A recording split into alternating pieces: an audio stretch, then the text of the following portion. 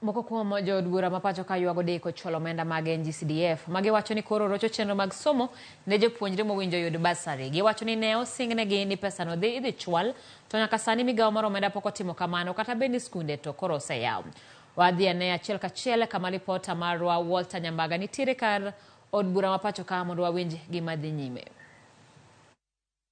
Bunge ambaye yako Kenya, ukienda kwa boma lake utapata kila uniform kwa compound ya kwa waiting benches. Kila shule iko hapo, wanafunzi wanataka usaidizi. Where are we going to get this money? Asante sana. Let me put on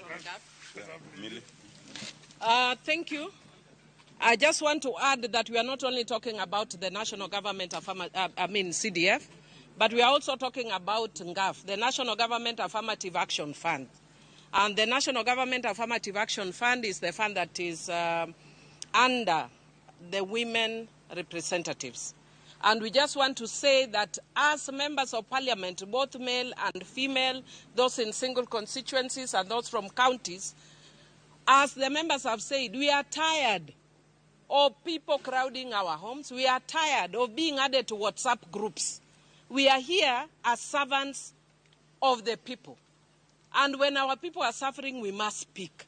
And because of that, we want to tell Treasury that we are not joking. And we are going to take them head on. When it comes to issues regarding Kenyans, we don't joke. We are going to take you head on. And please release that money today. Because we are not going to have young people missing chances in national schools. Then we start writing stories like the ones we are seeing. This boy came with a metal box. I was dinner fee. We created a WhatsApp group. These are issues that should be history. When we have funds, release those funds so that we don't have children standing with billboards like prisoners, like people who have been charged by DCI, standing with those billboards. I am 14 years old. I do not have money. And there is money here. Please release the money we need to let our children go to school. We are not joking. Many of us have left our constituencies when we saw that there is this kamkunji. And you better take us seriously.